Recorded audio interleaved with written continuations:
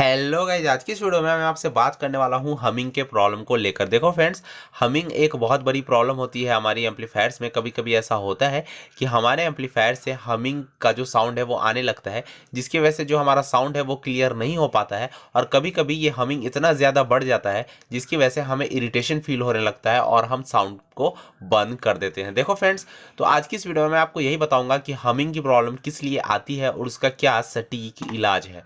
तो प्लीज़ यार इस वीडियो को पूरा देखना और लाइक भी जरूर से कर देना। चैनल पे नए हो तो सब्सक्राइब भी जरूर से कर देना। देखो फ्रेंड्स, यहाँ पे आप मेरे पास एम्पलीफायर्स के बोर्ड देख रहे हो। देखो, ये मेरे पास एक LA 4440 का एम्पलीफायर का बोर्ड है। ये मेरे पास एक 6283 का बोर्ड है। ये भी 6283 का बोर्ड है। यहाँ पे मेरे पास ब्लूटूथ मॉड्यूल भी है और ये मेरे पास एक मिनी ब्लूटूथ मॉड्यूल है। देखो फ्रेंड्स, ये जो है इसके बारे में मैं आपको बाद में बताऊंगा कि किस तरीके से इसकी वजह से भी कभी कभी हमिंग की प्रॉब्लम्स आती है। तो देखो फ्रेंड्स, अब देखो ये जो मेरे पास कुछ इस तरीके से 6283 का IC है। इसमें देखो आप नंबर्स ऑफ कैपेसिटर देखो इसमें 2 कैपेसिटर आपको देखने को मिल जाएंगे। वहीं पे मेरे पास एक दूसरा बोर्ड है जो कि 6283 का ही सेम बोर्ड है, लेकिन देखो यहाँ पे हमें कितने सारे कैपेसिटर्स देखने को मिल जा रहे हैं।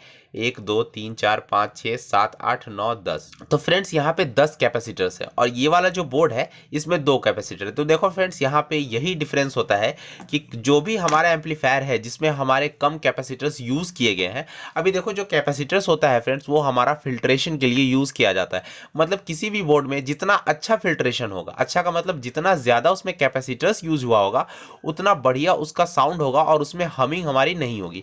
और कोई ऐसा बोर्ड जिसमें हमारा अच्छे से फिल्ट्रेशन नहीं किया गया है, जैसे देखो ये जो बोर्ड है इसमें बस दो फिल्ट्रेशन के लिए कैपेसिटर्स लगे हुए फ्रेंड्स। तो आप सोचो कि ये कितना अच्छा बोर्ड होगा हमारा। ये जो है हमिंग बिल्कुल हमें देगा, क्योंकि यहाँ पे बहुत अच्छे से फिल्ट्रेशन का काम नहीं किया गया है, तो ये हमें हमिंग देगा। लेकिन ये जो बोर्ड है सेम बोर्ड है, IC भी सेम है, लेकिन यहाँ पे जो कैपेसिटर्स है तो ये बहुत अच्छा परफॉर्मेंस हमें देने वाला है। यहाँ पे हमें बहुत कम हमिंग देखने को मिलेगा। देखो फ्रेंड्स, एक चीज का आपने और ध्यान दिया होगा कि कभी भी हम इस IC को DC से चलाते हैं तो हमिंग नहीं आती है, कम आती है, और AC से चलाते हैं तो हमिंग ज्यादा आती है। देखो, इसका भी एक रीजन है। यहाँ पे करंट का फर्क होता है। देखो फ्रेंड्स, AC और DC, यहाँ पे AC जो होता है उसमें फ्लक्चुएशंस होती है, वहाँ पे हमारी फ्रीक्वेंसी होती है। तो जब तक हम AC को बहुत अच्छे से DC में कन्वर्ट नहीं करेंगे, देखो बहुत अच्छे से DC में कन्वर्ट करने का मतलब है कि स्मूथ DC जब तक नहीं होगा तब तक अगर हम यूज करेंगे वहाँ पे एम्पलीफायर तो हमें दिक्कत होने वाली है। फ्रेंड देखो, यहाँ पे मेरे पास एक ट्रांसफार्मर है, कुछ इस तरीके का ट्रांसफार्मर। देखो अब क्या करते हैं हम लोग कि यहाँ पे हम लोग AC सप्लाई देते हैं, यहाँ से हम लोग AC आउट होता है। मतलब यहाँ पे हमें 12 वोल्ट देना होता है। ये जो IC है हमारी ये 12 वोल्ट पे ऑपरेट होती है फ्रेंड्स। तो यहाँ पे अगर मान लो हम यहाँ पे रेक्टिफायर लगाते हैं और उसके बाद कैपेसिटर्स लगा देते हैं, एक लगाते हैं और वो जो कैपेसिटर्स है वो वीक होगा, वो अच्छे से फिल्टर नहीं कर पाएगा, मतलब हमें स्मूथ DC वो आउटपुट में नहीं देगा, तो हमें दिक्कत होने वाली। जैसे ही हम फिर इसमें कनेक्शन करेंगे तो हमें हमिंग की प्रॉब्लम सुनाई देगी। इसलिए कभी भी आप अगर AC से चला रहे हो ट्रांसफार्मर के थ्रू किसी भी बोर्ड को, तो वहां पे आप फिल्ट्रेशन अच्छे से करो तो आपको प्रॉब्लम नहीं होगी। देखो फ्रेंड्स, यहाँ पे मेरे पास 4440 का बोर्ड है, तो देखो कितने सारे कैपेसिटर्स यहाँ पे यूज किए गए हैं जो कि हमारे फिल्ट्रेशन के लिए यूज किए गए हैं। देखो मैं आपको अच्छे से दिखा देता हूँ। देखो कितने सारे कैपेसिटर्स यहाँ पे फिल्ट्रेशन के लिए यूज किए गए हैं। तो ऑब्वियस सी बात है कि ये जो बोर्ड होगा हमारा, इसमें हमें हमिंग देखने को नहीं मिलेगा। अब अगर मान लो कि यहाँ पे हम इस ट्रांसफार्मर से इसको चलाते हैं, यहाँ पे हमारा 12 वोल्ट इस ट्रांसफार्मर के थ्रू देते हैं। अब देखो हमें क्या करना है, मान लो कि ये कैपेसिटर जो है हमारा वो वीक है। देखो ये कैपेसिटर हमारा वीक है, वैसे ये थोड़ा सा फुला हुआ भी है।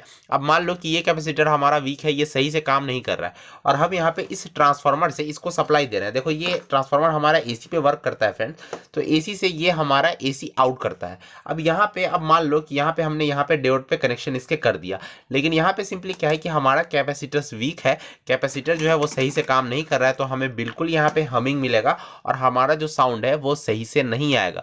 तो इस कंडीशन में आप क्या करो, मान लो कि आपका कैपेसिटर, देख लो कि कैपेसिटर अगर आपका फूला हुआ है, वीक है, तो अगर आपको हमिंग देखने को मिल रहा है तो आप एक बार कैपेसिटर चेंज करके देखो, या फिर वहां पे आप न्यू कैपेसिटर्स एक बार डाल के देखो। उसके बाद आपको फिर चेक भी करना है, कभी भी आपके बोर्ड में हमिंग की प्रॉब्लम है तो कैपेसिटर को चेक करो, एक दो और कैपेसिटर ऐड कर दो। मान लो यहाँ पे एक कैपेसिटर हमारा DC फिल्टर के लिए, तो यहाँ पे मैं एक और कैपेसिटर डाल दूंगा। तो इस तरीके से आप हमिंग की प्रॉब्लम को दूर कर सकते हो। अब देख लो, मान लो कि कभी ऐसा होता है कि हम यहाँ पे इसको एसी से चलाते हैं। जैसे मान लो ये मेरे पास ब्लूटूथ का मॉड्यूल है, इसको मैं एसी से चला रहा हूँ। अब सिंपली क्या है कि यहाँ पे भी कोई प्रॉब्लम है, एसी से एसी जो है वो सही से डीसी हमारा नहीं बन पा रहा है और हमने इसको सप्लाई दे दिया, स्मूथ डीसी नहीं है फ्रेंड्स। अब क्या होगा कि इसकी वजह से भी यहाँ से भी हमिंग जाएगी, तो यहाँ से हमिंग हमारे बोर्ड में जाएगी, तो बोर्ड के थ्रू हमारे स्पीकर में तो हमिंग हमें सुनाई देगा ही फ्रेंड्स। तो वहाँ पे सिंपली आपको क्या करना है कि जो यहाँ पे सप्लाई है 5 वोल्ट और ग्राउंड, यहाँ पे आपको एक कैपेसिटर को अटैच कर देना है। क्या